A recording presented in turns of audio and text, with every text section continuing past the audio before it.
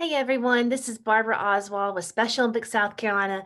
I'm here to bring you another segment in our event planning series. I'm really looking at different aspects of planning Special Olympics events to ensure that you have the best experience possible. Today, we're going to be looking at building your event dream team. We're going to talk about where to start, who to recruit, what to consider, as well as common roles for event planning teams.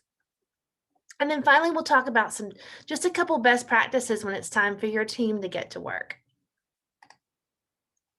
So first, when you're wanting to build your event dream team, you have to think about who to recruit and how many. And to determine these answers, you really need to think about a couple different things. One is the type of event. A certain type of sport, a certain type of venue may really makes sense for certain people to be recruited onto your event planning team. If you're planning a tennis tournament, you might want to have a tennis pro or an official special mix tennis official that's a part of your planning committee. You also want to consider the size of your event. It's not always true, but oftentimes the smaller the event, the smaller the dream team needs to be. The larger the event, you probably have more logistics and details that need to be taken care of, so maybe the larger dream team. You have to think about what special logistics are involved with your event, because sometimes that's going to determine some of those people you need to recruit onto your dream team. A good example is if you're planning a bocce tournament. Bocce tournaments require a lot of setup and cleanup because of bocce courts. You've got to set all your bocce courts up and tear them down. That's a big enough logistic and detail that needs to be tackled that maybe you actually consider recruiting somebody that has a group that they represent that could be a part of that team that cleans up and tears down those bocce courts. And then finally, think about anyone you would specifically want to include, maybe potentially because you're wanting to build a partnership with who they represent. Maybe it could be the athletic director at a school because you really want to link your Special Olympics program and the school athletics program. Maybe it's an official within your town because you want to raise awareness within your community about Special Olympics programs and your event. Or maybe it's as simple as wanting to ask your local area director or somebody that's on your local special mix area leadership team to be involved with the planning of the event because you really want to build that relationship up between your specific Special Olympics program and your local program leadership. When you begin to build that dream team, there's some roles that will probably need to go ahead and be filtered into these different members of your team. They're all driven by event details and logistics, and here's a few of those. The event director really needs to be the person who is responsible for scheduling the event, booking the venue, ensuring you have permission to utilize what you need to utilize at a facility, looking at the costs of those items or the ability to use the venue. They need to serve as the point of contact for all the primary issues during the event. It's really imperative that there become kind of like a communication chart of sorts that you know exactly who needs to be gone to for any emergencies or questions that may arise leading up to the event or at the day of the event. Think about promotion of the event. Now, this could be one person's job or it could fall underneath somebody else's role within the team, but it's very important to use Special Olympics events to raise awareness about Special Olympics. It's also an awesome opportunity to get more people involved with your Special Olympics program. Also, promoting the event is going to ensure that not only do you get media coverage, but you also have volunteer coverage. If people don't know about the event, they won't come out and help. Setup and cleanup, like we talked about the bocce courts. This is one of those aspects and logistics that really can make your day go so much more smoothly if you have somebody that's overseeing this aspect of the event. A good example again are those bocce courts. So I know one of our local high schools hosts a huge bocce tournament, and the ROTC from the high school is who's responsible for setting those. those courts up and tearing them down. So the leader of that ROTC group actually sits on that planning team just to ensure that that detail is really um, goes smoothly the day of the event.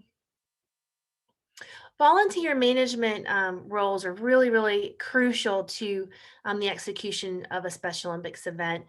We're really only as good as our volunteers at any day of an event. Volunteer managers really are looking at all aspects of getting those volunteers there and making sure that their experience and their contribution goes smoothly. So volunteer managers are going to recruit volunteers. If at all possible, assigning volunteers ahead of time really helps things go smoothly and is a little bit less stressful the day of the event. We really try to promote having some sort of volunteer orientation. This ensures a couple of things. One thing is that we want to make sure every volunteer walks away from an event with a little bit more knowledge and understanding about Special Olympics. We also want to prepare volunteers so that they know the right language, they know the behaviors they need to be careful of, and really ensure that they have the best experience possible. And finally, a lot of volunteers through orientation, they like the idea of understanding what it is that they're getting themselves into. If they need to be a scorekeeper, they get a little bit of an orientation on how to do that. If they need to be a timekeeper or an escort, kind of understanding their responsibilities and their roles really sets everybody up for success. And finally, another crucial role for a volunteer management position is scheduling and coordinating volunteer shifts. Not always, but oftentimes, if we have an event that lasts a decent amount of time, we actually need to break those volunteer roles up into shifts. It might be that the event's during the week and that some of the volunteers only have half a day to contribute before they have to get back to work. Or maybe it's students only being able to come out for one class period or two at a time. Making sure that every position is covered and every time slot really does ensure that that competition um, takes place smoothly. Additional roles, traffic control, certainly a crucial logistic when we have buses coming in and out. Registration, which there's really two parts of. One is registration before the event, so getting all that pre-registration information from coaches, from teachers, from coordinators, including the pre-qualifying scores, athlete names, partners, team names. But then also athlete and team check-in for the day of. So both of those are really important to make sure you're covered with. Medical coverage, of course, super important. Oftentimes, somebody will have one person that's really responsible for ensuring that this is taken care of for the event. Opening ceremonies is a really fun role for a dream team member. Oftentimes, this person is coordinating the list of speakers and people to sing the national anthem and all those really fun aspects of opening ceremonies. Then we have Olympic Town, which is much the same. It's coordinating a lot of different individuals and groups to ensure that athletes and delegation members and families have a really fun area to go when they're not in their competition time. Oftentimes, events will have a young athletes aspect to what they're doing, and sometimes its own venue. This really provides an opportunity for somebody who may have a background in early childhood education or early intervention to contribute really on a meaningful way. Everybody loves to volunteer and get involved with our young athletes program because they're just so darn cute. But it really could give a great experience for future educators, for volunteers who just really love that opportunity. Of course, we need somebody that's really overseeing the competition. This would include competition director, so the person who really is a go-to person overseeing the entire sports competition side of your event. Individual event coordinators, especially if you have multiple events within your larger event. Good example of that would be any of our spring games or track and field events where you've got running long jump, standing long jump, shot put, all of your track races. Each one of those different events needs somebody that's coordinating every single one of them in real time. And then really consider having an announcer. At most of our sports competitions, having an announcer is what's going to ensure that the day and the time frame and the schedule runs smoothly. And this is something that oftentimes gets overlooked, but being able to also communicate, have clear communication between the competition director, any event coordinators, maybe any officials, and then announcer really keeps things on track and makes sure that the competition goes without a hitch. And of course, we need somebody that's overseeing and preparing that awards venue, making sure that all of the Special Olympics awards are there, are accessible, are set up nicely, and certainly setting up that awards process will really ensure that those athletes get a great experience receiving their recognition. So you've got your dream team all put into place, and now we're ready to get started working. So as you get started, consider these things. One, you need to, as a team, decide on your primary means of communication and probably stick to that. So if everybody has easy access to email, you think that's the easiest way of sharing information, that's great. If everybody is more of a texting group, and you might want to just have a group text that you're able to really get in real time quick responses from people, that may be your way to go. I know there's some really cool group text applications out there now, like GroupMe. I know I've been involved with that one. That's kind of a nice way of grouping your team together, and it's sort of being a private conversation that you guys can easily go back and forth with.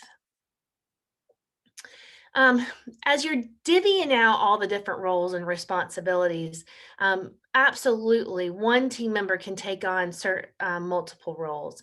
You just want to be careful that no one gets overloaded. We want everybody to absolutely be able to have a great experience, be able to contribute on their own level without feeling like it's just overly stressful.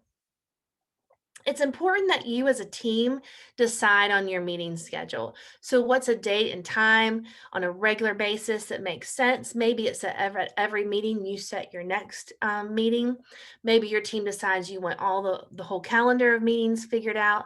But again, we've said this in a different series, but we want to make sure that your team figures out how to meet not too much, but not too little. You're looking for that sweet spot of how to make sure everybody's still on task, meeting and communicating on a regular basis without overloading everyone. You're going to need to create a general planning timeline for the event that includes task lists for team members. And we always want to have deadlines with all of those. This is just ensures us that we stay on task, that we stay prepared, and we never get into that really stressful moment leading up to in the event.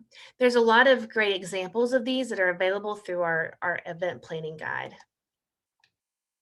Finally, what's probably the most important thing is as a team, have fun. And once your event has taken place, celebrate your success, reassess for the next one, and really enjoy the fact that you've brought that experience and that opportunity to our Special Olympics athletes.